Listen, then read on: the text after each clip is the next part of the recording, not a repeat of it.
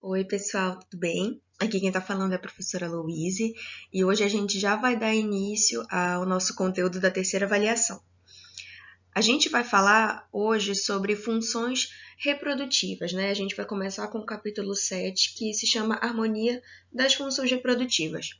As funções reprodutivas, elas possuem muitos elementos envolvidos. E o nosso foco nesse momento, nesse conteúdo, são os hormônios sexuais, aqueles chamados de esteroides. Esse termo esteroides, ele não é muito incomum, a gente até escuta ele às vezes no dia a dia, mas às vezes a gente não sabe o que significa, né? Então vamos ver o que é um esteroide. O esteroide ele é uma substância química lipídica, ou seja, gordurosa, que possui grande influência no funcionamento do nosso corpo. São esses hormônios sexuais, são esses esteroides que vão desencadear mudanças no nosso corpo, principalmente na época da puberdade, né? Quando a gente está entrando na pré-adolescência, e geralmente eles são responsáveis por nos tornar férteis, né, possibilitados para a reprodução, e também são esses esteroides, esses hormônios sexuais, que são os responsáveis pelas nossas características sexuais secundárias, que são aquelas características que aparecem na puberdade. Crescimento dos seios, crescimento de pelos nas nossas partes íntimas, engrossamento da voz, falando sobre o sexo masculino, né? Quando as meninas começam a ter um pouco mais de curvas, o nosso quadril começa a alargar, os nossos seios começam a crescer. Então, são esses esteroides, esses hormônios sexuais, que são os responsáveis por essas características que aparecem na adolescência. Então, vamos entender um pouco quais são esses grupos de esteroides. Nós temos vários grupos, mas aqui o nosso foco são 3. Quais são eles? Estrogênios, que são os responsáveis pela produção do hormônio estrogênio, que é um hormônio feminino. Androgênios, que é o responsável pela produção principalmente do hormônio testosterona, que é um hormônio masculino responsável pelo engrossamento da voz, pelo crescimento de pelos. As mulheres também têm um pouquinho de testosterona, ok? E também é a testosterona que é responsável pelo libido, ok? Pelo desejo sexual.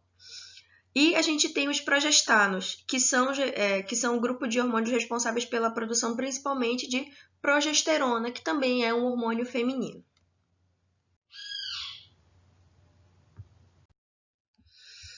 Bem, então a gente vai falar sobre esses hormônios sexuais, e para falar sobre eles a gente tem que esclarecer uma coisa. Todo hormônio ele é secretado por uma estrutura no nosso corpo chamada de gônada. O que é uma gônada? A gônada é o órgão, é a estrutura que vai secretar esse hormônio. No caso das mulheres, qual é a gônada que vai secretar os hormônios femininos? O ovário. E no caso dos homens, qual é a gônada que vai secretar o hormônio masculino, testosterona? O testículo, ok? Então, deixando bem claro, a gônada feminina, que é a responsável por secretar progesterona e estrogênio, é o ovário. A gônada masculina, responsável por secretar testosterona, que é o hormônio masculino, são os testículos. Esses hormônios são secretados graças ao hipotálamo. O hipotálamo é uma estrutura que fica aqui no nosso cérebro, bem perto da nuca, ok? Que estimula a nossa hipófise, que é outra estrutura também, a produzir 2 hormônios, que é o FSH, hormônio folículo estimulante, e o LH, que é o hormônio luteinizante. Muito importante a gente entender essa dinâmica, como no corpo, uma coisa desencadeia a outra. Então, eu tenho o hipotálamo, que vai estimular a hipófise, que é outra estrutura no nosso corpo, e a partir da estimulação da hipófise, a gente tem a estimulação das nossas gônadas, dos nossos folículos, ok? Que vão secretar FSH, que é um tipo de hormônio, ok? E o LH, que é outro tipo de hormônio. Esses 2 hormônios preliminares, que é o FSH e o LH, é que vão levar à produção de progesterona, estrogênio e testosterona. Então, antes de secretar progesterona, estrogênio ou testosterona, o corpo libera 2 hormônios, FSH e LH. Então, vamos lá. Qual é a função do FSH? hormônio folículo estimulante. Né? A gente tem, o próprio nome já te diz alguma coisa. Ele vai estimular o folículo. O que é o folículo? O folículo é a célula preliminar que vai originar o teu gameta sexual. No caso das mulheres, qual é o folículo feminino? Aqui a gente consegue ver, dentro do ovário, o folículo. É o folículo que, a partir desse desenvolvimento, vai secretar o óvulo, que é o que vai ser liberado quando nós estamos sexualmente ativas, ok? Para a reprodução, quando nós estamos aptas à reprodução, quando nós estamos férteis. Já no caso dos homens, o folículo se chama espermatogônia. Bem aqui. É a espermatogônia que, a partir da divisão celular, vai dar origem aos espermatozoides. Então, vamos deixar claro. Cada um desses hormônios que a gente falou antes, FSH e LH, tem uma função. Qual é a função do FSH? Estimular o folículo. É só lembrar do nome dele, FSH, hormônio folículo estimulante. Ele vai estimular a célula primária que vai, a partir do desenvolvimento e da divisão celular, dar origem ao seu gameta sexual. No caso da mulher, o folículo é a célula primária do óvulo. No caso do homem, o folículo é a espermatogônia, que vai dar origem, a partir da divisão celular, aos espermatozoides, ok? Então, vamos ver agora qual é a função do LH. Eu tinha o FSH, hormônio folículo estimulante, e agora eu tenho LH, hormônio luteinizante. Em mulheres, esse hormônio tem como objetivo estimular ainda mais a produção de estrogênio, que é um hormônio feminino, e também a formação do corpo lúteo. A gente vai ver o que é um corpo lúteo mais lá para frente, ok? Que secreta progesterona, que também é um hormônio feminino, ok? A progesterona, que é secretada pelo corpo lúteo, que a gente vai entender já mais para frente, é o hormônio responsável pelas características sexuais secundárias, ou seja, são aquelas que aparecem durante a puberdade. Nós temos características sexuais primárias. Quais são as características sexuais primárias? O nosso sexo biológico, o sexo com o qual nós nascemos, ok? Então, a gente nasce biologicamente, fêmea e macho, no corpo. Depois, quando a gente vai entrando na puberdade, quando a gente vai entrando na adolescência, esse hormônio progesterona, ele aumenta, ele intensifica a sua produção, porque nós começamos, no caso das mulheres, a menstruar. E a menstruação é um sinal de que nós já estamos aptas à reprodução, teoricamente. Nós já estamos liberando óvulos para serem fecundados. Isso não significa que nós vamos engravidar, mas isso é um sinal que o corpo te dá de que, olha, você é apta a engravidar, ok? Eu já estou liberando o óvulo, isso o corpo falando. Eu já estou liberando o óvulo para que ele possa ser fecundado. Mas se ele não é fecundado, o que acontece? Esse óvulo é descartado através da menstruação. Então, eu tenho as características sexuais primárias, que são aquelas com as quais nós nascemos, macho ou fêmea, biologicamente falando, eu estou falando do corpo. E nós temos as características sexuais secundárias, que no caso da mulher, são provocadas por esse hormônio aqui, progesterona. Então, quais são essas características secundárias, né, sexuais secundárias na mulher? A gente tem a originação das curvas, né? O nosso quadril alarga, os nossos seios crescem, começam a crescer pelos pubianos nas nossas regiões íntimas. E já no caso do homem, o LH ele vai atuar na produção de células intersticiais, que são aqueles folículos, né? Que são aquelas espermatogônias, aquela célula primária que vai dar origem ao espermatozoide depois do desenvolvimento.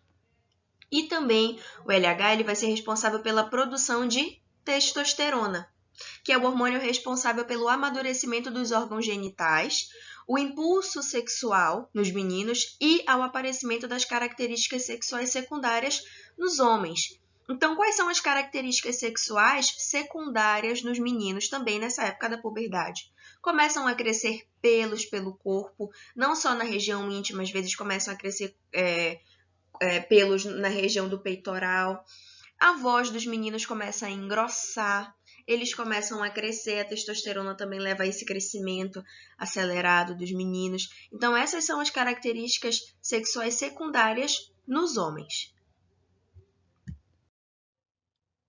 Então, a gente vai falar agora um pouco sobre a divisão celular, uma coisa chamada de gametogênese, que é a formação dos gametas, tanto o gameta masculino, que é o espermatozoide, quanto o gameta feminino. Mas para que a gente possa entender como esse desenvolvimento dos gametas sexuais ocorre, a gente tem que definir a diferença entre dois processos de divisão celular.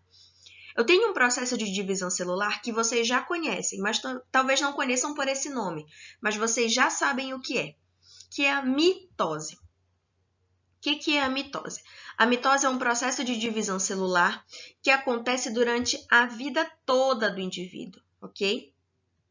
E ela produz duas células iguais a ela. Lembra que a gente falou sobre um processo de reprodução chamado de bipartição, onde é gerado um indivíduo exatamente igual ao indivíduo original?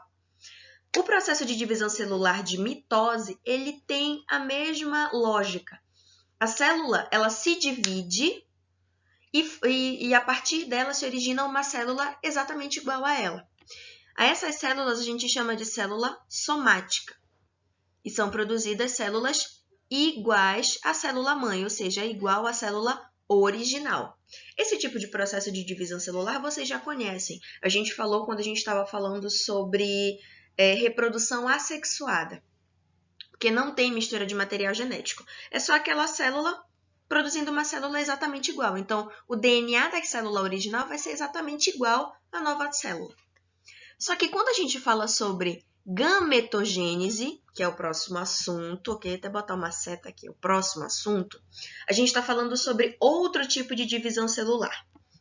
Em vez de ser feita uma divisão celular, que a partir de uma célula geram duas, a gente tem duas divisões celulares.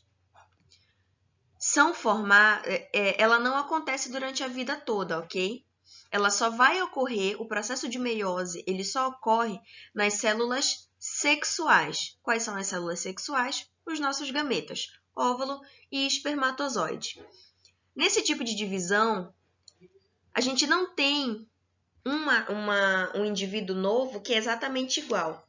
Por quê? Não é todo o material genético da célula original que vai para essa célula nova. Vai só metade do DNA dela. Por que tem que ir só metade? Porque a gente tem que lembrar que acontece um processo chamado de fecundação. Lembra? A fecundação é o encontro dos gametas sexuais. Então, quando eu tenho uma célula sexual se dividindo, ela só vai se dividir pela metade. Só metade do DNA da célula original é que vai para essa célula nova, porque ainda tem a outra célula sexual daquele outro indivíduo para se unir. E é a partir dessa união que a gente tem a mistura de material genético que vai gerar a variabilidade genética, que é essa diversidade de características genéticas que os seres vivos têm. Então, vamos já partir para a gametogênese. Então, a gente vai falar sobre espermatogênese. Dentro da gametogênese, que é a formação dos gametas, a gente tem a formação do gameta masculino e a formação do gameta feminino. Aqui a gente vai falar sobre a formação do gameta masculino, que é a espermatogênese. Aqui eu tenho o testículo e é no testículo que nós temos a formação do espermatozoide. Mas lembrem-se que existe uma coisa chamada de espermatogônia, que é a célula inicial, que é a célula primária. Então, essa célula primária, ela tem essa quantidade de cromossomos, 46, ok? E se ela está vindo de um macho, ela é XY, que é a configuração dos cromossomos sexuais, que é XY. Aqui ela vai sofrer o processo de divisão, que é a meiose. Então, ela vai se dividir em duas. Uma, duas. Lembra que a meiose, ela não vai toda a quantidade de cromossomos, então ela não vai 46 cromossomos. Quando ocorre a meiose, vai só metade. Então, para essas novas células, vai só metade dos cromossomos. A gente vai só 23 para uma e 23 para outra célula. Os machos, eles são classificados como XY. Então, se vai metade para cada uma célula nova, vai um X para uma célula e o Y para outra. E essas células também vão se dividindo. E assim sucessivamente, ok? Elas vão se dividindo continuamente, até que, ao final do desenvolvimento, nós temos um espermatozoide, que tem 23 cromossomos e o cromossomo sexual, ok? 23 cromossomos e o cromossomo sexual, que pode ser o X ou o Y. Tia, me explica de novo, por que só vai 23? Porque tem mais 23 vindo da célula feminina. E é a partir dessa união na fecundação que a gente vai completar os 46 cromossomos, ok? Então, vamos para a gametogênese feminina, que a gente chama de ovogênese. Aqui no ovário, eu tenho a formação do óvulo. Primeiro, eu tenho um ovócito primário, que é o folículo, lembra a célula primária, que também tem 46 cromossomos, começa com 46 cromossomos, e os cromossomos sexuais. Só que é uma coisa diferente. O homem, ele é XY. A mulher, não. A mulher, ela é XX, que são os tipos de cromossomos sexuais que definem biologicamente a mulher. Então, vamos continuar o desenvolvimento. Inicialmente, como é uma célula primária, ela ainda não se dividiu. Então, ela tem 46 cromossomos e XX, que é o par de cromossomos sexuais. Ao longo da divisão, ao longo do desenvolvimento, ela vai se dividir através de meiose e vai formar um óvulo primário, um ovócito primário, que só vai conter 23 cromossomos e um cromossomo sexual. Novamente, por que é só metade? Porque a gente, durante a fecundação, ainda tem a outra célula sexual para completar os 46, ok? Então, o óvulo ele tem 23 cromossomos, mais um cromossomo sexual, que é o X, o óvulo. E o macho, que é o espermatozoide, ele vai vir com 23 e o cromossomo sexual, que pode ser o X ou o Y. E durante a fecundação, a gente tem a união desses gametas sexuais que vai completar o número de pares de cromossomos, que é 46, e os cromossomos sexuais, que pode ser ou XX, quando nasce menina, ou XY, quando nasce menino. Agora vamos partir para o sistema genital, que são os órgãos sexuais, ok? O órgão sexual masculino ele é composto por testículo, epidídimo, ductos deferentes, vesícula seminal, próstata, uretra e o pênis, que é o órgão sexual que fica do lado de fora, né, que é o externo. Qual é o caminho que o espermatozoide faz até chegar no momento da ejaculação, que é quando é liberado o espermatozoide? Aqui no testículo, eu tenho a formação do espermatozoide, certo? Daqui do testículo, ele vai para um local chamado epidídimo, que é onde ele vai amadurecer, ele vai completar o desenvolvimento dele. Ele vai adquirir aquela caudazinha, já que ele é uma célula móvel, ou seja, que se mexe. E a partir daqui, antes da ejaculação, ele é levado por um local chamado ducto deferente, ok? A partir desses ductos deferentes, eles são encaminhados para a próstata, que é aqui na próstata onde eles vão conseguir um pouco de nutrientes e a vesícula seminal vai liberar uma coisa chamada de sêmen, que é o líquido, que é através desse líquido que ele consegue sair pela uretra.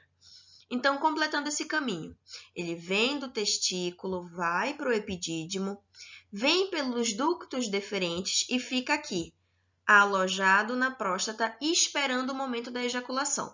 Enquanto ele está esperando, digamos, entre aspas, enquanto a relação sexual está acontecendo e não ocorre a ejaculação, a gente tem a vesícula seminal, que vai liberar o sêmen. A gente tem a próstata, que vai dar um pouco de nutrientes para esse espermatozoide. E quando está próximo do momento do orgasmo, que é quando ocorre a ejaculação, esse espermatozoide, junto com o sêmen, ele é levado através da uretra para fora do pênis.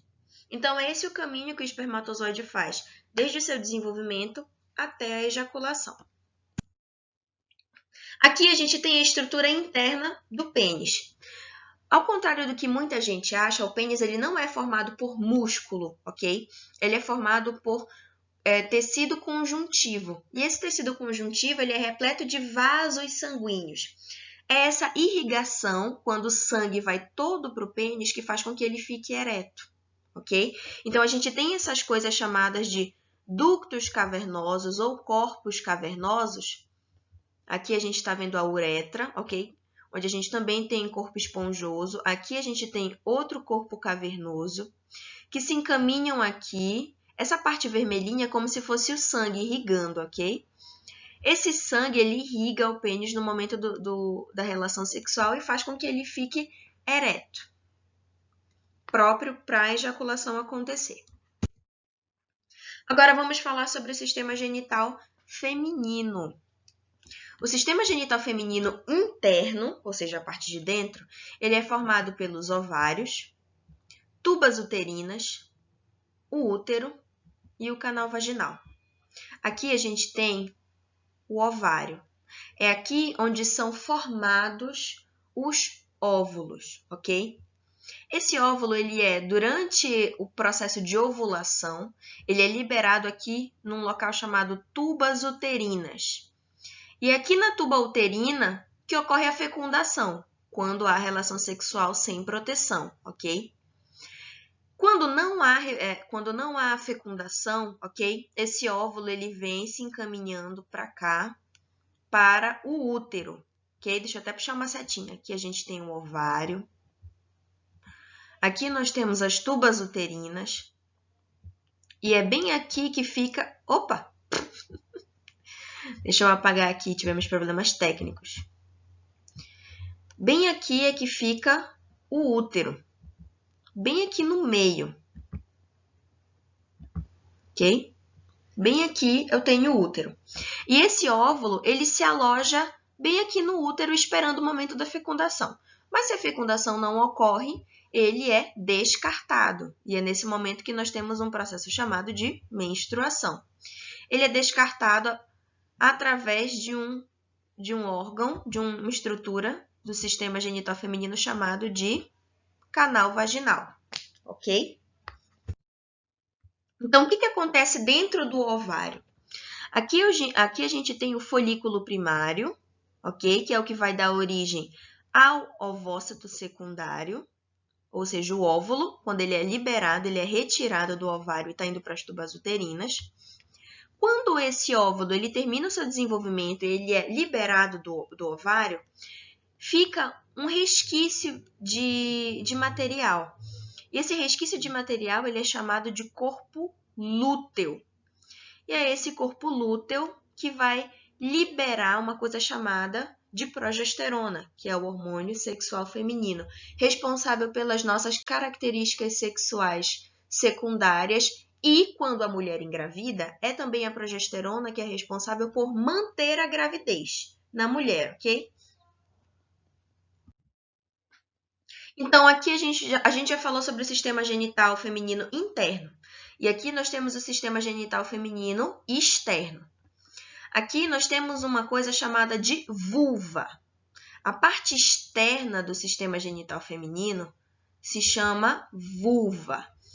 Muita gente chama de vagina, mas a gente tem que ter em mente que a vagina está internamente. Por exemplo, essa abertura que nós temos na nossa vulva é o orifício vaginal, é o que dá acesso ao canal vaginal, que é a vagina. Então, qual é a estrutura do sistema genital feminino externo? Nós temos os grandes lábios, ok? Nós temos os pequenos lábios, aqui eu tenho o grande lábio, aqui eu tenho os pequenos lábios, que são em dois, ok? Eu tenho um de um lado e do outro, então são dois grandes lábios, que pode ser chamado de lábio maior, como está na imagem. Eu tenho os pequenos lábios. Aqui eu tenho a uretra, que é por onde sai o xixi. O xixi não sai pela vagina, ok, gente? O xixi, ele sai por um orifício específico. Eu tenho o clitóris, que é responsável pelo prazer feminino durante o ato sexual. E aqui eu tenho o meu canal vaginal, que é por onde sai a menstruação, é a vagina, ok? Bem aqui nessa parte aqui, que é por onde sai a menstruação, por onde sai algumas secreções do colo uterino também. E é através desse orifício que ocorre a relação sexual, ok? Então, só deixar uma coisa clara que muita gente confunde. O xixi sai pela uretra, gente. Okay? Muitas pessoas, muitas mulheres, inclusive, já na fase adulta, acreditam que o xixi ele sai pelo canal vaginal. E isso não é verdade. O xixi ele sai pela uretra. Ele tem um canal específico. E a vagina é outro orifício, é outro canal. Então é isso, pessoal. Até a próxima aula. Qualquer dúvida, vocês podem me mandar mensagens pelo Google Sala de Aula, uma mensagem privada, se vocês quiserem, ou tirarem as suas dúvidas no horário da nossa aula. Beijo e até a próxima.